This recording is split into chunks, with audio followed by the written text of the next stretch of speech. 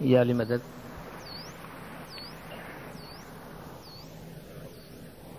پہلے جب ہم اس پروگرام کے بارے میں ابتدائی تیاریوں کے حوالے سے بات کر رہے تھے تو پچھلے ایک دو لیکچرز کے حوالے سے ایسا لگ رہا تھا کہ یہ ٹیکنیکل قسم کا گروپ ہوگا جس میں ہم صرف نامدار کونسل کے ممبران اور کمیٹیز کے ممبران کے بارے میں بات کرتے تھے. آہستہ آہستہ یہ گروپ بڑا ہوتا گیا ہے اور ابھی ایسا لگ رہا ہے کہ ہم ہماری خدمات کے مختلف طبقات سے یعنی ریلیٹیولی بہت ہائر اتھارٹی رکھنے والے عہدوں سے لے کر سمپل آرڈرز فالو کرنے والے جو ہمارے گروپس ہیں ان سب کو ہم نے شامل کیا ہے. اس لیے ہماری کوشش ہوگی کہ ہم ایسی باتیں کریں جن میں ان تمام طبقات سے تعلق رکھنے والے ہمارے خدمت گزاروں کے بارے میں کچھ چیزیں اس میں ہو. پہلے میں اپنے خیالات کا اظہار کروں گا جس میں کچھ ہماری خدمت کی تاریخ کے حوالے سے کچھ باتیں ہوں گی, کچھ آنے والے چیلنجز کا ذکر ہوگا, کچھ ہماری خدمت کی جو جان ہے, خدمت کی جو ایتھکس ہے, خدمت کی جو روح ہے اس کے بارے میں ہم بات کریں گے.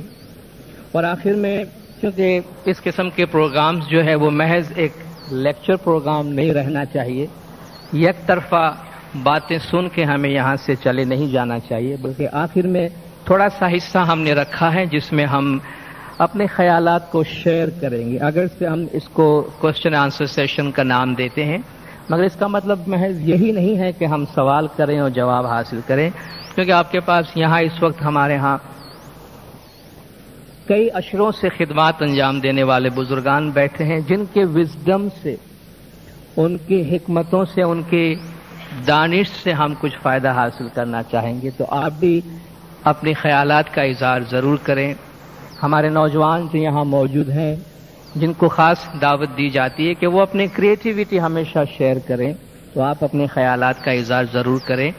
اور اگر آپ سمجھتے ہیں کہیں کلیریفیکیشن کی ضرورت ہے جو آپ آفر کر سکتے ہیں تو آپ ضرور وہ کلیریفیکیشن آفر کریں, خلاصہ آپ پیش کریں. اور اگر ضرورت رہی کہ آپ چاہتے ہیں میری طرف سے کچھ اور خلاصہ ہو تو آپ بے شک وہ بھی پوچھ سکتے ہیں. تو یہ ہمارے شیئرنگ آف وزڈم ہوگا, ہمارے خیالات اور ہمارے دانش کا شیئرنگ کرنا ہوگا رادر دین کہ ہم صرف اس کو ایک سوال جواب کا سیشن بنائیں. ہم جو آج خدمت گزار یہاں بیٹھے ہیں اور اسی حوالے سے دنیا بھر میں ہزاروں کی تعداد میں ہمارے خدمت گزار موجود ہیں, اور ان خدمت گزاروں کے پیچھے اور خدمت کی اس روایت کے پیچھے ایک بہت لمبی تاریخ ہے, اور یہ تاریخ آغاز اسلام تک پہنچتی ہے.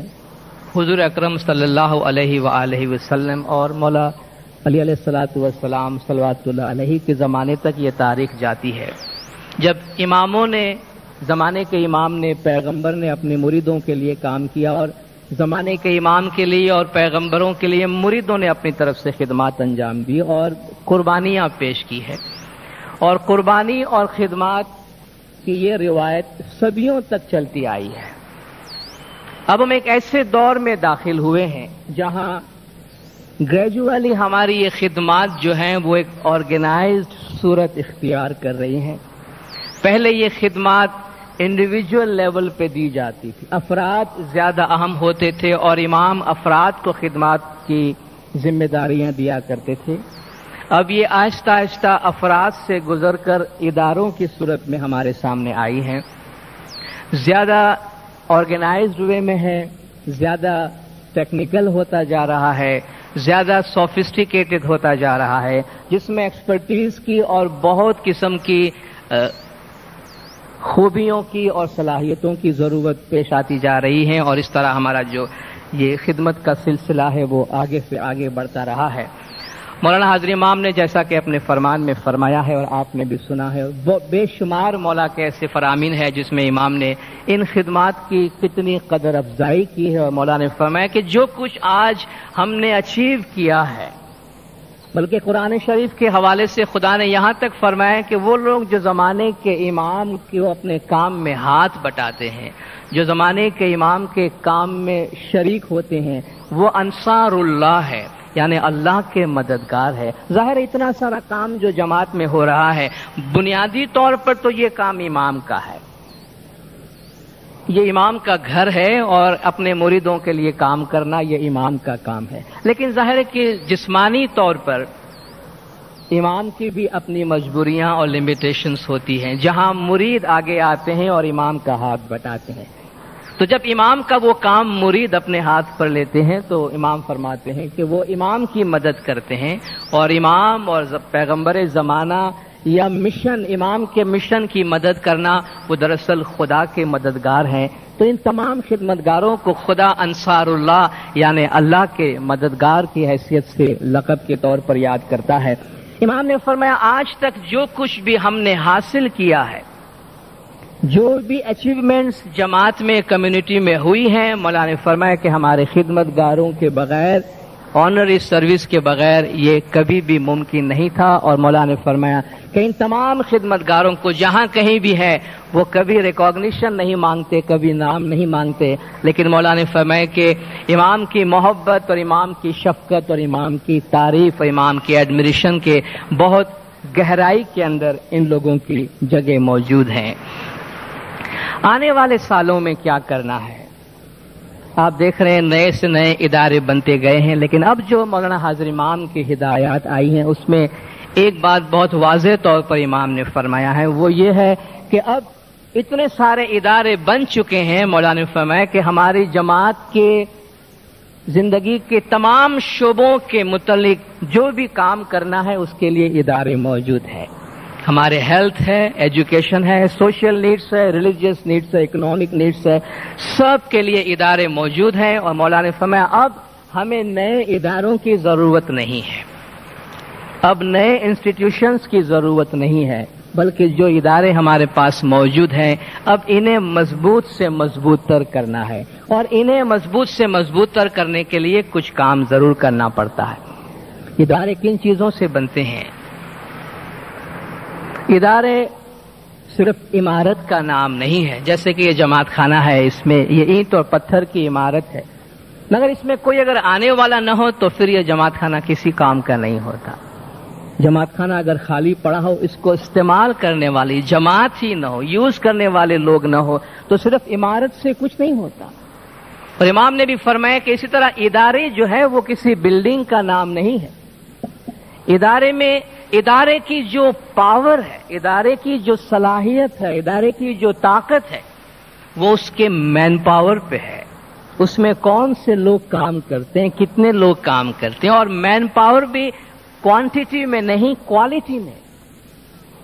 وہ ادارہ اتنا مضبوط ہوگا جس میں کام کرنے والے اتنے مضبوط ہوں گے، اس میں جو لوگ سرو کرتے ہیں ان کی کوالٹی کیا ہے، ان کی صلاحیت کیا ہے۔ تو آنے والے سالوں میں اگر ہم اپنے انسٹیٹیوشنز کو مضبوط سے مضبوط تر کرنا چاہتے ہیں تو باصلاحیت لوگوں کی ضرورت ہوگی۔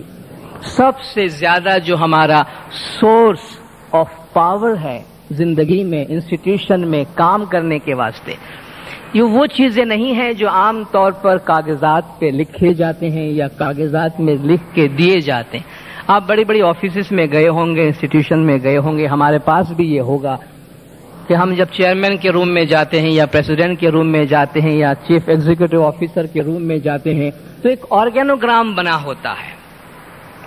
آرگینوگرام یہ ہوتا ہے کہ سب سے اوپر کون ہے اور سب سے نیچے کون ہے۔ اوپر پریزیڈنٹ ہے، پھر اس کے بورڈز ہیں، ممبرز ہیں، مینیجرز ہیں، اس کے نیچے کام کرنے والے لوگ ہیں۔ وہ پیرامڈ ٹائپ کا ایک چارٹ بنا ہوتا ہے اور ہم وہ دکھاتے ہیں، جناب دیکھیے ہم اس طرح کام کرتے ہیں۔ حقیقت یہ ہے کہ وہ محض کاغذ کا ایک پرزہ ہے، اس طرح کام نہیں ہوتا ہے۔ یہ تو لوگوں کو دکھانے کے لیے یا شاید اپنے آرڈرز کو نافذ کرنے کے واسطے۔ ایکچولی جو ہمارا سورس آف پاور ہے، جو ریئل پاور ہے، وہ اس آرگینوگرام میں نہیں ہے، وہ اس چیئر میں بھی نہیں ہے، وہ ان کاغذات میں، آفس آرڈرز میں، لیٹرز میں نہیں ہے جو ہم ایشو کرتے رہتے ہیں لوگوں کو۔ اگر ہمارا آرڈر کوئی سننے والا نہ ہو، اگر ہمارے آرڈر کو کوئی عملی جامہ پہنانے والا نہ ہو، کوئی ماننے والا نہ ہو، اگر کوئی فیلڈ مارشل بھی ہو جائے اور اگر وہ اپنے آرمی کو آرڈر دے لیکن فوج اس کی آرڈر ماننے سے انکار کر دے، تو وہ فیلڈ مارشل اور چیف آف آرمی اسٹاف کی کیا حیثیت رہ جاتی؟ اس کا پاور کہاں ہے؟ اس کا پاور اس کے عہدے میں ہے یا ان لوگوں میں اس کا پاور ہے جس پہ وہ رول کر رہا ہے، جن سے وہ کام لے رہا ہے؟ وہ اکیلا تو کام نہیں کر رہا ہے. انسٹیٹیوشن کا پریزیڈنٹ اکیلا کام نہیں کرتا، چیئرمین اکیلا کام نہیں کرتا، بورڈ اکیلے کام نہیں کرتے، بہت سے لوگ کام کرتے ہیں. تو ہم یہ نہ سمجھے کہ پاور کسی ایک جگہ پر ہے، پاور کسی ایک شخص میں ہے یا پاور کسی سسٹم میں ہے. پاور سسٹم میں بھی نہیں ہے، پاور لوگوں کے خلوص میں ہے، پاور ان لوگوں کی کوالٹی میں ہے جو لوگ یہ کام گراس روٹ لیول تک جا کے انجام دیتے ہیں. اس کا مطلب یہ ہوا کہ ہمارے پاس کام کرنے والوں میں، ہمارے ورکرز میں جتنی صلاحیت ہے، جتنی کمپیٹنس ہے اور جتنا کمٹمنٹ ہے ان کا کام کرنے کا، اتنا ہمارا ادارہ مضبوط ہے، اتنا بہتر نتیجہ ہم حاصل کر سکیں گے. تو اگر آنے والے سالوں میں ہم بہتر سے بہتر ادارہ اور ادارے کی صلاحیت کو بہتر سے بہتر کرنا چاہتے ہیں تو امام زمان کی جو گائیڈ لائنز ہیں ان کے اوپر ہمیں عمل کرنا ہوگا، اور ادارے کی اس طاقت کی طرف کبھی بھی کسی بھی ادارے میں کام کرنے والا ہماری نظر میں، ہمارے ڈیفینیشن میں، خواہ وہ کتنا بھی ادنا ہم کو نظر آئے، کوئی ادنا نہیں ہے سروس کے میدان میں. یہ ہم اپنے لحاظ سے کچھ ڈیفائن کرتے ہیں لوگوں کے بارے میں، لوگوں پہ کچھ لیبلز لگا دیتے ہیں، بھئی یہ مینیجر صاحب ہیں، یہ اسسٹنٹ مینیجر ہے، اور یہ سیلس ریپرزنٹیٹو ہے، اور یہ مارکیٹنگ مینیجر ہے، یہ سیلس مین ہے، اور یہ سویپر ہے، اور یہ میسنجر ہے. اس حساب سے ہم لیبلز لگاتے ہیں. یہ لیبل ممکن ہے ان کے جاب کے لحاظ سے ہو، ان کی انسانیت کے لحاظ سے نہیں ہے، ان کی ہیومن کوالٹی کے لحاظ سے نہیں ہے. مینیجر زیادہ انسان اور سویپر کم انسان نہیں ہوتا. کیا ہوتا ہے؟ مینیجر انسانی لحاظ سے زیادہ بہتر یا جو لوور لیول پہ لگتا ہے اس کی ہیومن کوالٹیز کم ہے، ایسی کوئی بات نہیں ہے.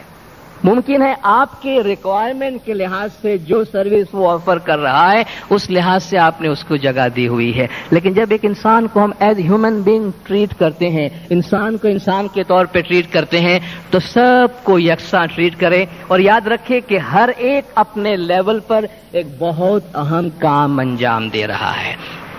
تو ہم جس لیول پر بھی ہیں، کبھی بھی ہم اپنے لیے یہ نہ سوچے کہ میں کوئی معمولی کام کر رہا ہوں یا میرے کام کی کوئی اہمیت نہیں ہے یا میرا کام کوئی ادنا ہے. میں نے ایک دو جگہ پر یہ مثال دی ہے، آج میں اس کو ریپیٹ کرنا چاہتا ہوں کہ ایک چرچ کے اندر ان کا جو پونٹف تھا، جو بہت بڑا پادری تھا، وہ وزٹ پہ آیا اور اس چرچ میں کچھ خدمتگار تھے جن کو انہوں نے کام پہ لگایا ہوا تھا کہ بھئی کوئی نہ کوئی دھرم کا کام یہاں کیا جائے.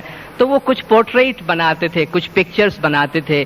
تو جب وہ پونٹیف ہر ایک سے پوچھ رہا ہے کہ بھئی آپ بتائیے آپ کو اپنے کام میں کیسا لگ رہا ہے، آپ کو مزہ آ رہا ہے، کوئی شکایت ہے، آپ اپنا کام چینج کرنا چاہتے ہیں، تو ایک خاتون اس کے سامنے آئی کہ میری ایک شکایت ہے.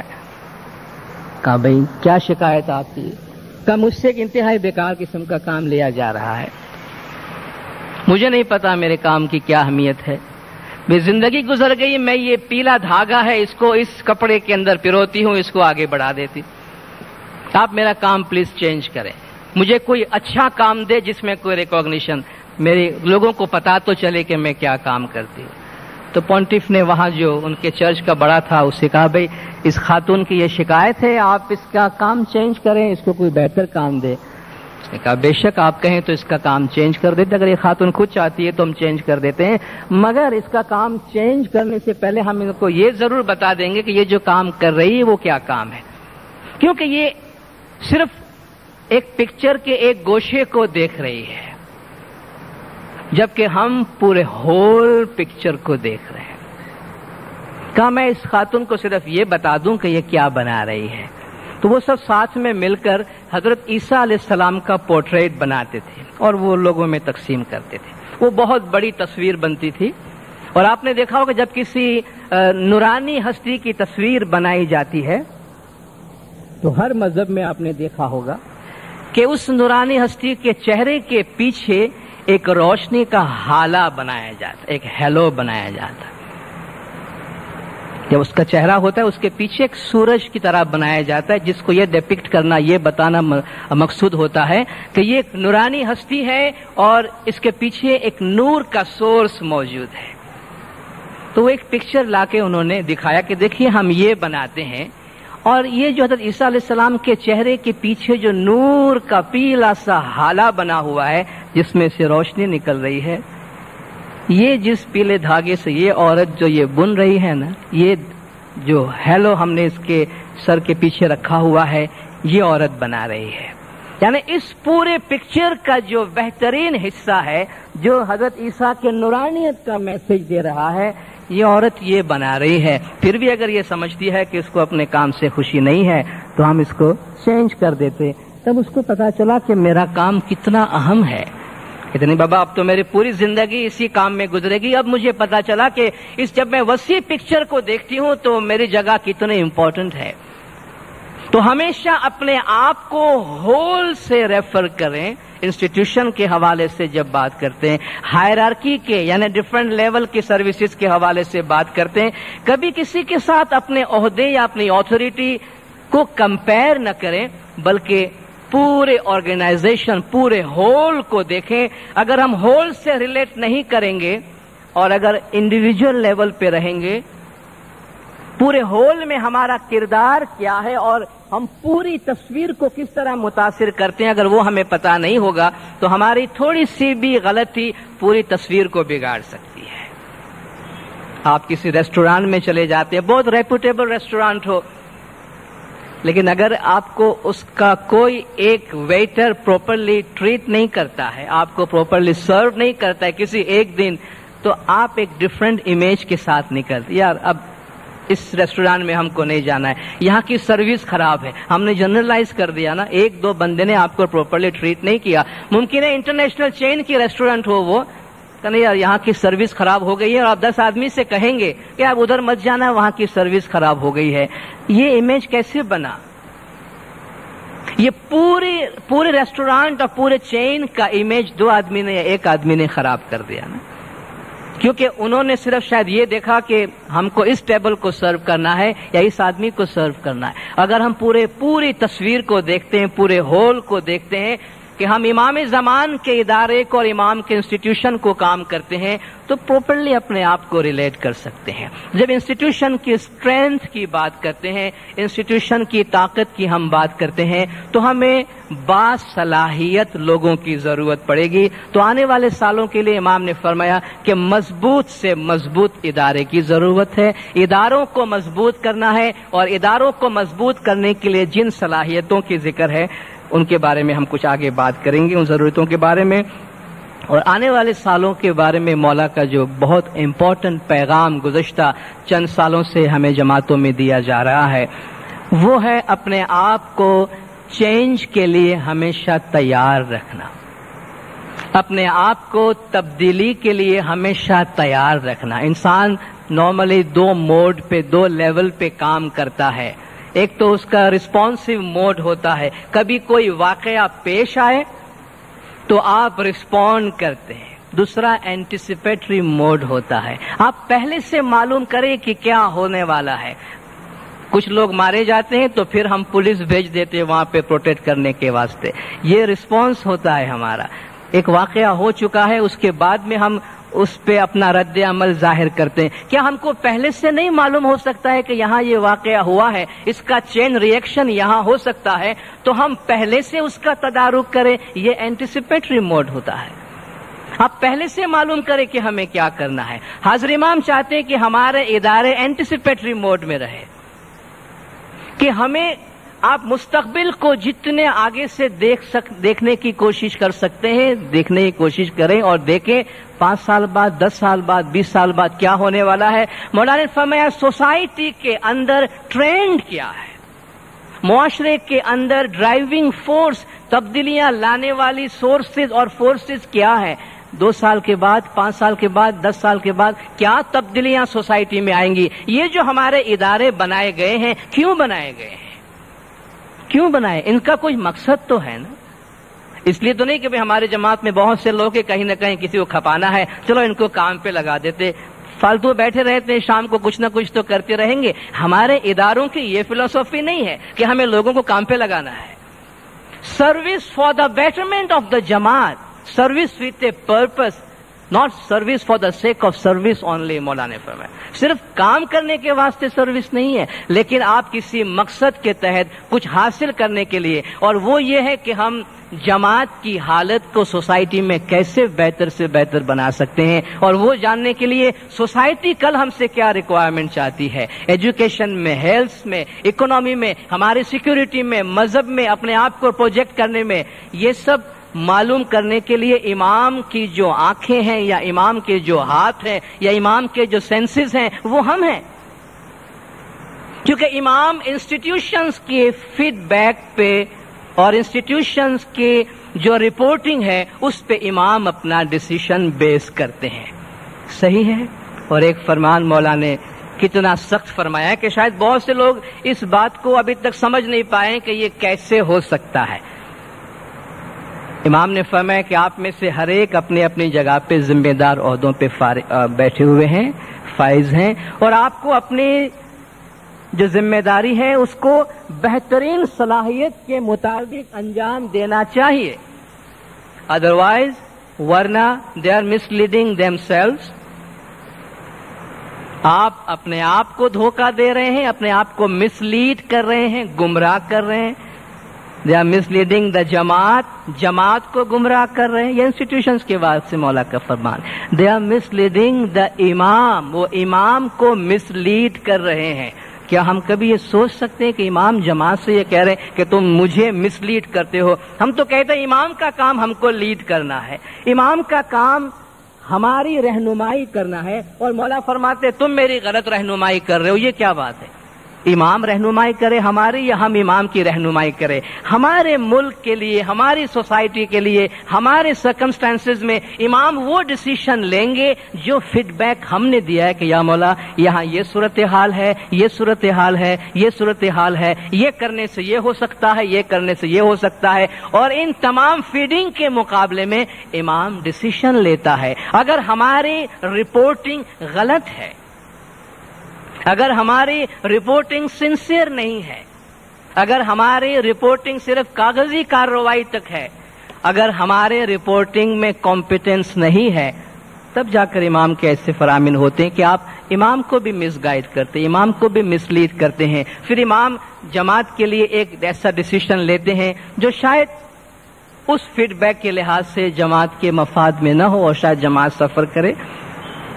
تو ہماری جو مولانا نے فرمایا تم بہت ذمہ دار جگہوں پہ فائز ہو, یہ بہت امپورٹنٹ ہے کہ ہر شخص, ہر ایک اپنی جگہ پر بہت ہی ذمہ دار عہدوں پہ فائز ہے. تو آنے والے سالوں میں امام نے فرمایا چینج کے لیے اپنے آپ کو تیار رکھیں, اور چینج کے لیے تیار کرنے کے لیے ہمیں پہلے سے جتنا ایڈوانس ہم دیکھ سکیں وہ دیکھیں, اور اپنے آپ کے اندر چینج کی صلاحیت پیدا کریں. جنرلی دنیا میں اس وقت چینج کا جو پیس ہے, چینج کی اور تبدیلی کی جو رفتار ہے, اس لحاظ سے ہماری رفتار سست ہے. کیونکہ مولا نے جس طرح چینج کے حوالے سے فرمان فرمایا ہے, امام نے فرمایا کہ یہ ادارے آپ کی فلاح بہبود کے واسطے بنائے گئے. کس طریقے سے ہم جماعت کو خوش کریں, اس کا بہترین طریقہ یہ ہے کہ اپنے آپ کو جماعت کی جگہ پہ رکھیں. یا ہم شاید کل جماعت کے لیول پہ تھے, آج ہم کسی پوزیشن میں بیٹھے ہیں, تو کل ہم اپنے لیڈرشپ سے جو توقعات رکھتے تھے کم سے کم وہ اپنے آپ پہ اپلائی کریں کہ میں لیڈروں سے یہ توقع کرتا تھا, آج میں یہ کر کے دکھاؤں. تو اپنے اندر مولا نے فرمایا یہ جو ادارے بنائے گئے ہیں, the institutions are there to serve you well. ادارے آپ کی بہترین خدمت کے واسطے بنائے گئے. Where it happens, I am happy. جہاں خدمت اچھی ہوتی ہے میں خوش ہوں. Where it does not happen, I am unhappy. اگر خدمت صحیح نہیں ہوتی ہم ناخوش ہیں. Where it does not happen, I will ensure change. اگر ایسا نہیں ہے تو پھر ہم تبدیلی لائیں گے. لیکن امام فرماتے ہیں but change should be brought to me. ہم خود تو چینج نہیں کر سکتے ہیں, آپ چینج سجیسٹ کریں مجھے, آپ چینج لائیں میرے پاس. تو ایک ہمارے اندر ایک ایسا جذبہ, ایک ایسا خیال, ایک ایسی ڈائنامزم, ہم کسی بھی عمر میں ہیں اپنے آپ کے لیے ضرور یہ صلاحیت پیدا کریں کہ اپنے اندر کبھی بھی کوئی چیز چینج ہوتی ہو, کسی چیز میں تبدیلی لانی ہو اور تبدیلی آتی ہو تو وہ لانی چاہیے, آنے دینا چاہیے. میں نے پچھلے دنوں مکھی کامرے صاحبان کی میٹنگ میں بھی یہ بات کہی تھی, اور یہ ایک بہت امپورٹنٹ چیز ہے. یہ لائف کی, زندگی کی زندہ ہونے کی علامت ہے, اور وہ ہے چینج. انسان جب تک زندہ ہوتا ہے اس میں چینج آتی ہے, اور چینج آنے کے واسطے فلیکسیبلٹی کی بہت ضرورت ہے, لچک کی بہت ضرورت ہے. آپ جانتے ہیں یہ جو ہمارے مذہب کے کانسیپٹ اور بنیادی عقائد ہیں نا, مذہب کی جو بنیادی عقائد ہے نا, مولا اس میں بھی فلیکسیبلٹی رکھتے ہیں. آپ 20 سال پہلے نئے اسکول میں اپنے بچے کو کیا پڑھا رہے تھے اور آج کیا پڑھا رہے ہیں؟ آپ کو چینج دکھتا ہے؟ مذہب میں چینج کیسے آتا ہے؟ مذہبی ٹیچنگ میں چینج کیسے آتا ہے؟ امامت کے کانسیپٹ میں چینج کیسے آتا ہے؟ اگر امامت کے کانسیپٹ تک میں چینج لانے کی گنجائش ہے تو یہ ہمارے چھوٹے چھوٹے رولز ریگولیشن جو اپنے گھر سے یا ہم ادارے میں بیٹھ کے بناتے ہیں, کیا اس میں ہم تھوڑی سی لچک پیدا نہیں کر سکتے ہیں؟ کیا اس میں ہم چینج پیدا نہیں کر سکتے ہیں؟ فلیکسیبلٹی اس وقت میں آپ کے سامنے موو کرتا ہوں, اس کی وجہ یہ ہے کہ میرا جسم فلیکسیبل ہے, اور میرا جسم فلیکسیبل اس لیے کہ میرے میں جان ہے, زندگی ہے. مر جاؤں گا تو میری باڈی اکڑ جائے گی. تو اکڑ جو ہے وہ تو مردہ ہونے کی علامت ہے, زندہ کی نہیں. جو زندہ ہے وہ اکڑتا نہیں ہے. اور ہمارے تمام رولز, ریگولیشن, کانسٹیٹیوشن آپ دیکھیں مولا ان سب میں ٹائم کے ساتھ ساتھ چینجز لاتے ہیں. تو فلیکسیبلٹی کو اپنی لائف کا ایک اصول بنائیں. آپ پوری دنیا کو دیکھ لیجئے, آج تو ماشاءاللہ ہم دنیا کے بارے میں پہلے کے مقابلے میں بہت زیادہ جانتے ہیں, کیونکہ ہماری فیملی اب تقریباً انٹرنیشنل ہو چکی ہے سب کی, اور میڈیا سے ہم اتنا ایکسپوزڈ ہو گئے ہیں کہ ہمیں میڈیا بتاتی ہے. آپ بتائیے کون سی سوسائٹیاں دنیا میں پروگریس کر رہی ہے اور کون سی سوسائٹیاں دنیا میں پیچھے جا رہی ہے؟ وہ سوسائٹیاں جو فلیکسیبل ہیں, وہ سوسائٹیاں جن میں لوگوں کو اپنے اظہار خیال کا حق حاصل ہے, وہ سوسائٹیاں جن میں پلورلزم ہے. پلورلزم یعنی ہر ایک کو آپ آگے بڑھنے کا موقع دیتے ہیں, ایک دوسرے کو دباتا نہیں, ایک دوسرے کو مارتا نہیں ہے, وہ سوسائٹیاں آگے بڑھ رہی ہے. اور کون سوسائٹیاں پیچھے جا رہی ہیں؟ وہ سوسائٹیاں جو جمود کی طرف جا رہی ہیں, جو اکڑ رہی ہے, جس میں فینیٹسزم ہے, جو ریڈیکلز ہیں, جو انتہا پسند ہے, ایکسٹریمسٹ ہیں, وہ سوسائٹیاں کنارے پہ ہٹ رہی ہیں, پیچھے جا رہی ہیں. کیونکہ یہ نیچر کا پروسیس ہے, یہ زندگی کا ایک پروسیس ہے, قدرت کا ایک پروسیس ہے. تو ہمارے ایٹیٹیوڈ میں, ہمارے اپروچ میں, ہمارے رولز اور ریگولیشن میں, رولز ریگولیشن ایونچولی ہم جماعت کی بھلائی کے واسطے ہی بناتے ہیں. ہمارا بہترین قانون یہ ہوتا ہے کہ جماعت کی بھلائی میں کیا ہے, نہ یہ کہ میرے کاغذ میں کیا لکھا ہے. کیونکہ یہ کاغذ میں ہم نے اس واسطے لکھا تھا کہ کل ہم کو جماعت کی بھلائی اس میں نظر آتی تھی, آج ہم کو جماعت کی بھلائی یہ نظر آتی ہے, تو اس کو کاٹ کے آپ یہ لکھ دیں, کیونکہ یہ ہم بناتے ہیں قانون. تو جتنی زیادہ ہمارے اندر لچک ہوگی, فلیکسیبلٹی ہوگی, چینج کی گنجائش اتنی زیادہ ہمارے اندر ہوگی, اور ہم دوسروں کے خیالات اپنانے کے قابل ہوں گے. اب یہ وقت ہے ہماری جماعت جو ہے, اب ہم ایز اے ہول جماعت کے حوالے سے بھی بات کرتے ہیں, ادارے کے حوالے سے بھی بات کرتے ہیں. ہماری جماعت بنیادی طور پر بہت زیادہ انٹروورٹ کہتے ہیں جس کو, اپنی ذات کی طرف دیکھنے والی, اپنے اندر دیکھنے والی, اپنے ہی اندر بند رہنے والی, اور باہر کی طرف ایکسٹروورٹ نہ ہونے والی جماعت ہو گئی ہے. یہ وقت ہے کہ ہمیں اپنے آس پاس پوری جو ہماری امہ ہے, مسلم امہ ہے, جو دوسری کمیونٹیز ہے, مولا کئی لحاظ سے اس کے بارے میں ہمیں ہدایت دے چکے ہیں کہ ہمیں ایک لارجر وائڈر کانٹیکسٹ میں اپنے آپ کو دیکھنے کی ضرورت ہے. ہمیں دوسرے لوگوں کے ساتھ بھی جینا ہے, اور ان کے ساتھ بھی اپنے آپ کو ریلیٹ کرنا ہے، سوسائٹی کے اندر رہنا ہے، اور وہ اس وقت آئے گا جب ہم اپنے خیالات کو تھوڑا وسیع کریں گے، کھولیں گے، کیونکہ بہت سے سوالات ہمیں آ رہے ہیں اور بھی آئیں گے، اور اس کا ہمارے امیج پہ اثر پڑتا ہے، ہمارے تصور پہ لوگ ہمیں کس طرح دیکھتے ہیں اس کے اوپر اثر پڑتا ہے۔ اس لیے جو لچک ہے اس کی بہت زیادہ ضرورت ہے، اور وہ ایک گائیڈنگ پرنسپل ہمارے زندگی میں، ہمارے لائف میں ہونا چاہیے۔ جو لوگ خدمت کے میدان میں ہوتے ہیں، مولانا لیڈرز کو اپوائنٹ کر کے میدان میں ہوتے ہیں، مولانا لیڈرز کو اپوائنٹ کرتے ہوئے کچھ ہدایات دی تھیں، اور ابھی آپ نے فرمان سنا، امام نے فرمایا کہ آپ میں سے ہر ایک اپنی جگہ پہ لیڈرز ہیں۔ لیڈرز کی کوالٹی پہ مولانا نے کچھ باتیں کہی ہیں، اور وہ بہت زیادہ ڈپینڈ کرے گا کہ ہمارے آنے والی جو کارکردگی ہے، اچیومنٹس ہیں، وہ کیسی ہو۔ اپوائنٹمنٹ دیتے ہوئے امام نے ایک جگہ پہ فرمایا کہ they should be mature in judgment. آپ جس کو لیڈرشپ میں لاتے ہیں وہ اپنے فیصلے کرنے میں بالغ، کچھ لوگ عمر میں بالغ ہوتے ہیں لیکن ویسے تھنکنگ میں بالغ نہیں ہوتے۔ امام فرماتے ہیں ان کی سوچ جو ہو وہ بھی میچور ہونی چاہیے، دانش مندی سے بھری ہوئی ہونی چاہیے۔ بچے کے ساتھ بچہ بنے، جوان کے ساتھ جوان بنے، بزرگ کے ساتھ بزرگ بنے، اس کو دانش مندی کہتے ہیں۔ He should be forward looking, آگے دیکھنے والا، and not jaundiced by past bitter experiences. ایسے آدمی کو مت لانا کہ جس کو پاسٹ میں بہت تلخ تجربہ ہوا ہے اور اس میں سے وہ باہر نہیں نکل سکا ہے، اسی کا جانڈس ابھی تک اس کے اوپر سوار ہے۔ کہتے ہیں جس کو جانڈس ہو گیا، مجھے پتہ نہیں واقعی صحیح ہے یا نہیں کہ جانڈس والے کو ہر چیز پیلی نظر آتی ہے، وہ ایک مثال ہے کہ پھر وہ ہر چیز کا ججمنٹ اپنے اس ایکسپیرینس پہ کرتا ہے۔ اس لیے مولانا نے فرمایا اس میں آپ دھیان رکھنا، leader should have empathy with the پور سیکشن آف دا جماعت۔ Leader should have empathy with the پور سیکشن آف دا جماعت۔ جماعت کا جو غریب طبقہ ہے ان کے ساتھ ایمپیتھی، ایک تو سمپیتھی ہوتی ہے کہ آپ ہمدردی کا اظہار کرتے ہیں، سمپیتھی سے کام نہیں بنے گا۔ ایمپیتھی ہوتی ہے کہ آپ ان کے جیسا بن کے رہیں، ان کی جگہ پہ اپنے آپ کو رکھیں۔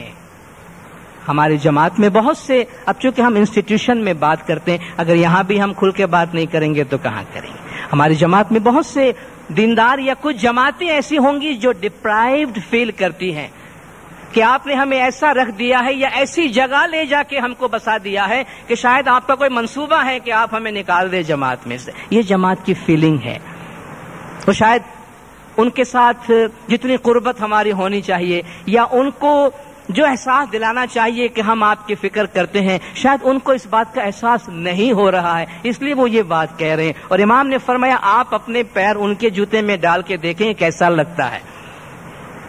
آپ کبھی اس علاقے میں جا کے، وہاں جا کے ان کے ساتھ بیٹھ کر ان کے مسائل کو اپنے مسائل سمجھ کر دیکھیں، تب وہ ایمپیتھی ہوتی ہے۔ تو خاص طور پر وہ لوگ جو محرومیت کا شکار ہے جماعت میں کسی بھی وجہ سے، خاص طور پر اکنامک ریزن کی وجہ سے ہوتے ہیں، ان کے اندر سے یہ احساس سے محرومیت ختم کرنا بہت ضروری ہے۔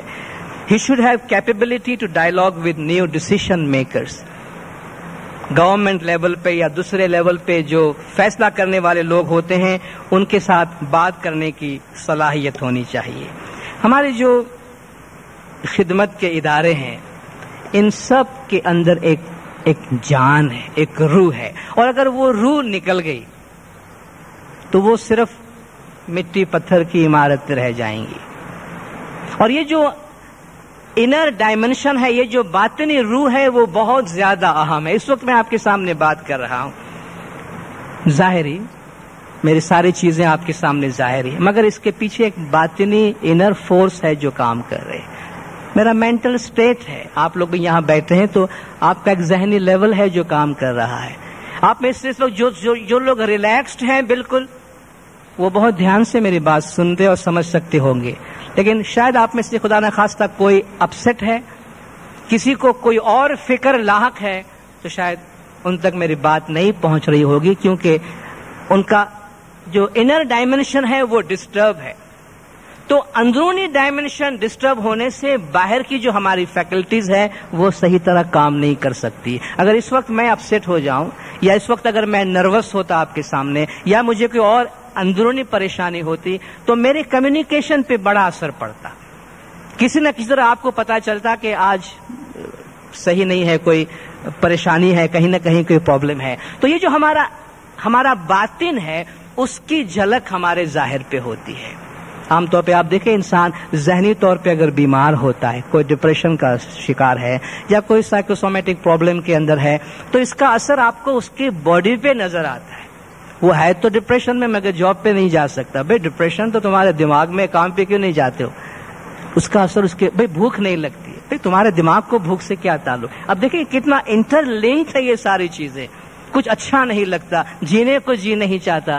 اب دیکھیں یہ ساری چیزیں ہیں اندرونی, لیکن بیزاری ظاہری زندگی سے ہے.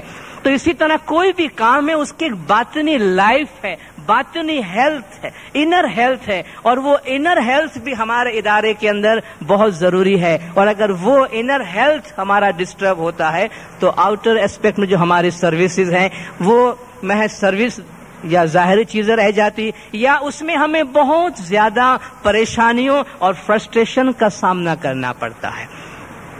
اور یہ بھی کوئی عجیب سی بات نہیں ہے کہ خدمت میں بھی لوگوں کو بہت فرسٹریشن کا سامنا کرنا پڑتا ہے. کیوں؟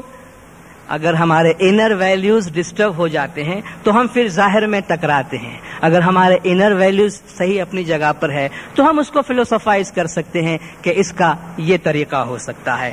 تو امام نے اپنے فرمان میں فرمایا ہے کہ remember that Jamaat is a body of people who need leadership. بہت غور سے سنیے گا اس فرمان کو. یاد رکھو کہ جماعت لوگوں کا ایک مجموعہ ہے, لوگوں کی ایک باڈی ہے جس کو لیڈرشپ کی ضرورت ہے. ہو نیڈ ڈائریکشن, جن کو ڈائریکشن کی سمت کی ضرورت ہے, گائیڈنس کی ضرورت ہے. But not all leadership is effective when it is esoteric. لیکن امام نے فرمایا ساری لیڈرشپ اگر وہ ظاہر ہے, when it can be seen, when it can be very nearly touched, جن کو آپ دیکھ سکتے ہیں, چھو سکتے ہیں, محسوس کر سکتے ہیں, یہ جو ظاہری لیڈرشپ ہے وہ ہمیشہ مؤثر نہیں ہو سکتی, افیکٹو نہیں ہو سکتی. تو پھر کیا ہونا چاہیے؟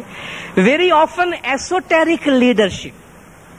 اکثر مولانا نے فرمایا باطنی لیڈرشپ, ہڈن لیڈرشپ, پوشیدہ چھپی ہوئی leadership, leadership of the soul, روح سے آنے والے leadership, leadership that come from light, وہ لیڈرشپ جو روشنی سے آتی ہے.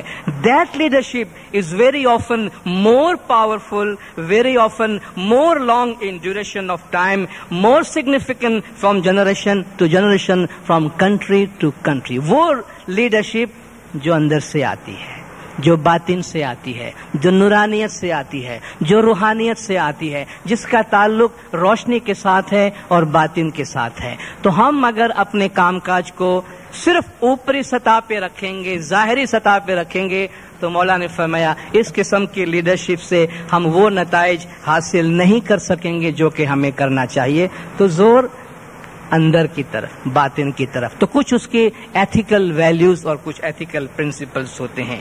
خاص طور پہ مولانا نے ہمارے جماعت کے نوجوان طبقوں کو حکم فرمایا ہے. لیکن یہ بات صرف نوجوانوں پہ ختم نہیں ہو سکتی, کیونکہ نوجوانوں کو یہ کام انجام دینے کے واسطے انہیں دوسروں کی مدد کی ضرورت پڑے گی. اور امام نے خدمت کے میدان میں حیدرآباد میں خدمتگاروں کی ملاقات میں جو یہ فرمان فرمایا, اس میں امام نے جماعت کو زور دیا, خاص طور پہ نوجوانوں کو. امام نے فرمایا کہ آپ اپنے جو نئے خیالات ہیں, برنگ فارورڈ یور آئیڈیاز. یہ فرمان مولانا نے نوجوانوں کو فرمایا.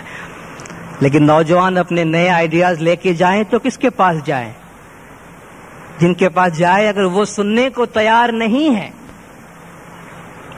تو ان کے لیے امام نے فرمایا it is only a stupid person who does not listen to ideas.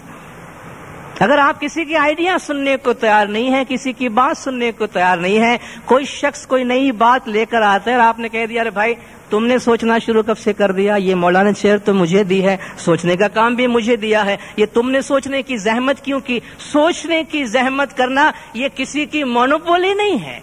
There is no monopoly on wisdom. عقل پہ، دانش پہ، انٹلیکٹ پہ کسی کی جاگیر نہیں ہے، کسی کی جاگیر نہیں ہے.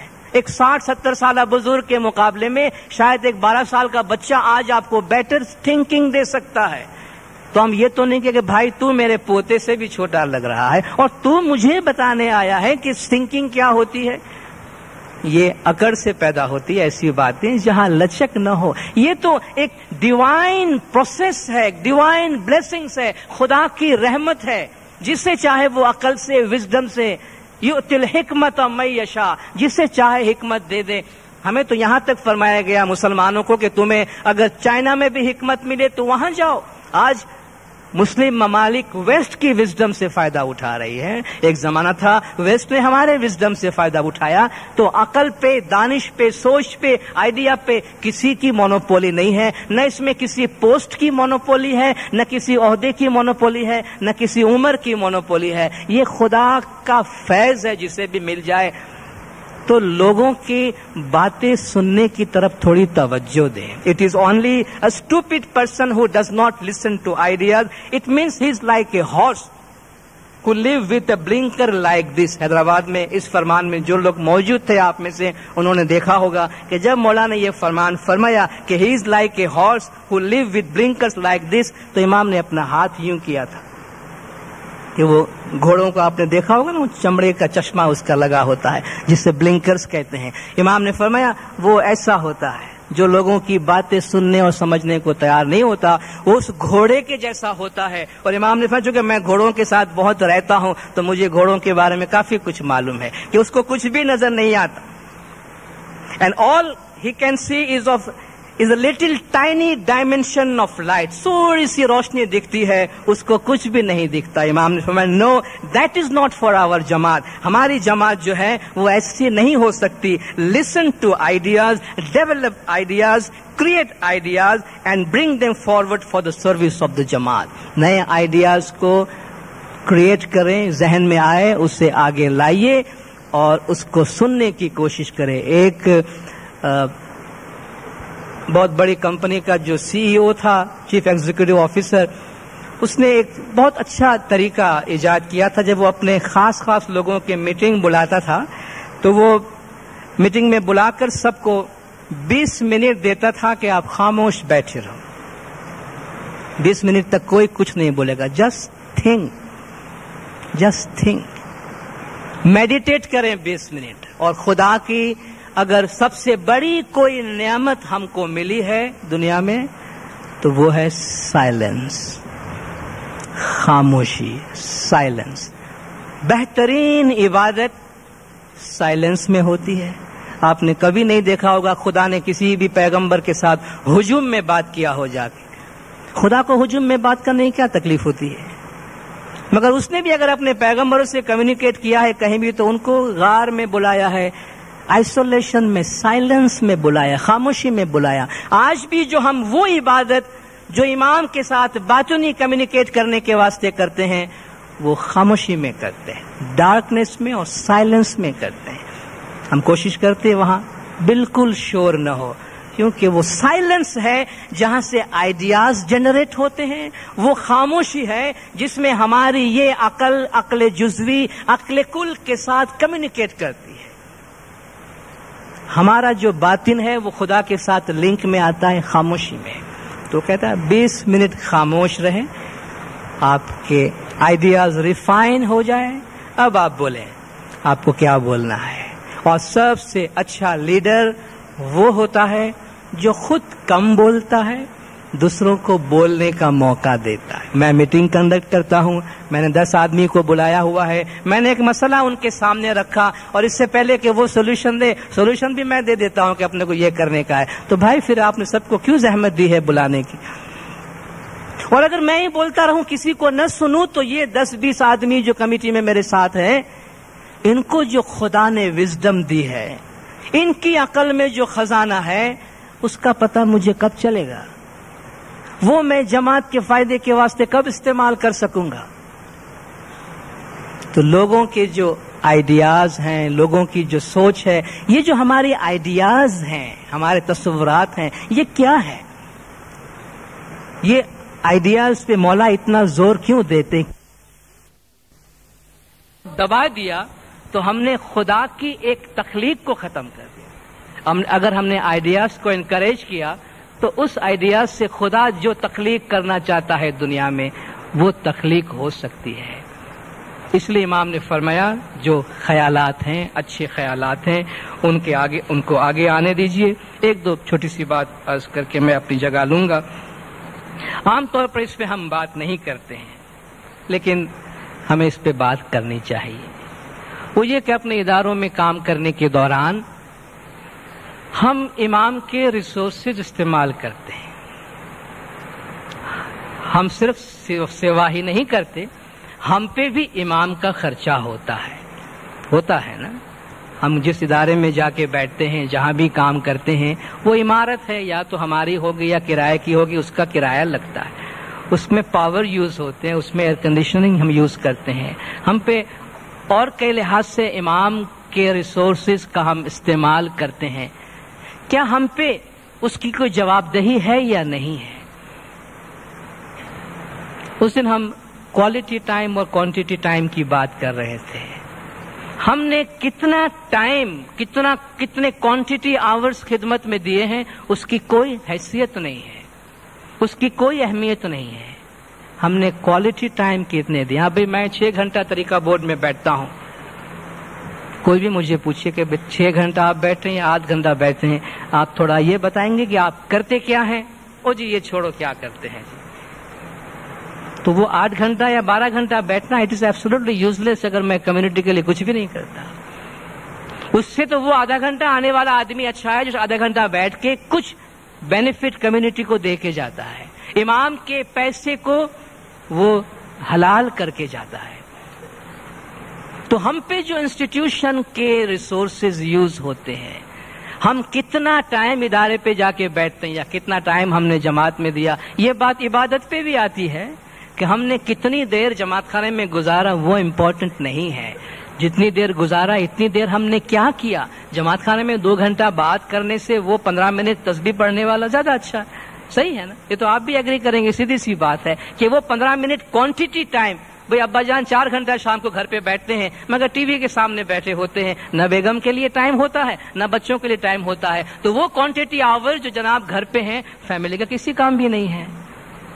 लेकिन अगर उससे मुकाबले में आधा घंटा वो सिर्फ अपने बच्चों के साथ खेलने में गुजारते हैं, तो वो क्वालिटी टाइम है जो अपनी औलाद को देता है, और ये ज्यादा इंपॉर्टेंट है। तो हम जो इंस्टीट्यूशन में खिदमात अंजाम देते हैं, याद रखिए वो सिर्फ हमारा वक्त गुजारने के वास्ते नहीं है, वो सिर्फ टाइम पास के वास्ते नहीं है, शाम का हमारा वक्त गुजर जाए उसके लिए नहीं है। वहां हम पे एक जिम्मेदारी है, और वो जिम्मेदारी अगर बात जाहिर में कोई हमसे न भी पूछे तो बातिन में हम इमाम को जरूर जिम्मेदार हैं। इमाम ने जो इमाम के रिसोर्सेज इस्तेमाल होते हैं, इमाम का पैसा जमात पे यूज होता है, उसके लिए इमाम की 2 फरामीन, उसमें से मैं एक आपके सामने पेश करता हूं। इमाम ने फरमाया कि my money is Holi money, हमारा पैसा मुकद्दस पैसा है। And whoever gets it and does not use it properly will do great disservice to me and to my spiritual children. जिस पर भी ये पैसा खर्च होता है या ये पैसा लेता है लेकिन उसको सही तरह से इस्तेमाल नहीं करता, तो वो मेरे लिए और मेरे रूहानी बच्चों के लिए नुकसान करता है। बजाय सर्विस करने के वो डिससर्विस करता है।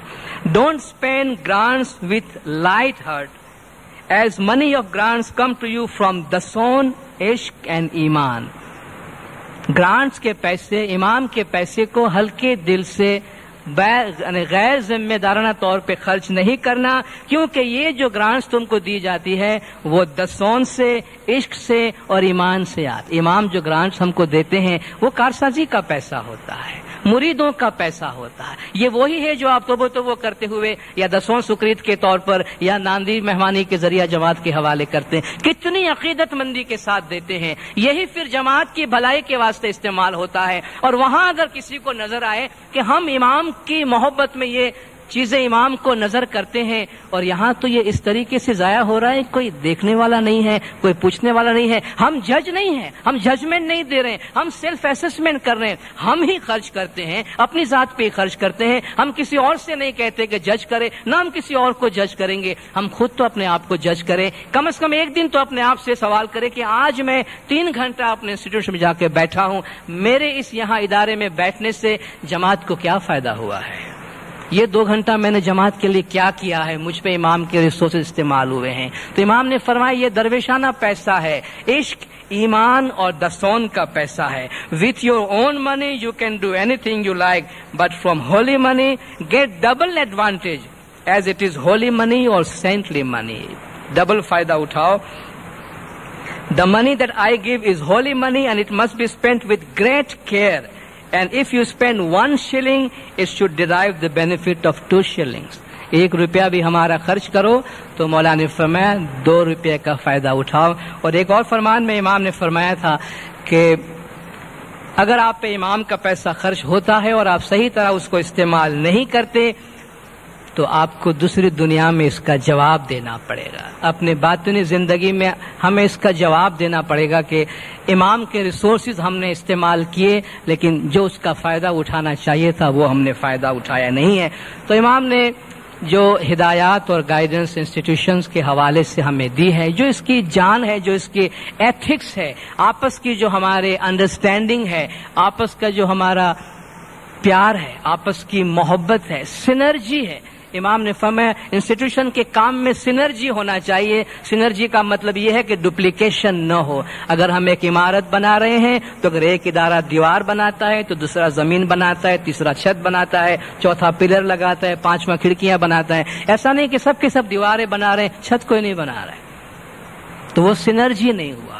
انسٹیٹیوشنز کے تمام کمیٹیز اور تمام لوگ اس طریقے سے ایک دوسرے کو سپورٹ کریں، ایک دوسرے کی انڈرسٹینڈنگ ہو کہ ہم سب مل کر تیز رفتاری کے ساتھ جس طرح امام جماعت کو مستقبل میں دیکھنا چاہتے ہیں اس سمت میں ہم جماعت کو لے جا سکے. نامدار کونسل نے آپ کے سامنے بولنے کا موقع دیا اور آپ سب جماعت نے خاموشی سے سنا. آپ سب کا بہت بہت شکریہ. آپ میں سے کوئی بھی اس ٹاپک پر اظہار خیال کرنا چاہتے ہیں، اپنا وزڈم شیئر کرنا چاہتے ہیں تو آپ بے شک آپ کے پاس مائک اویلیبل ہوگا، آپ اپنے خیالات کا اظہار کر سکتے ہیں.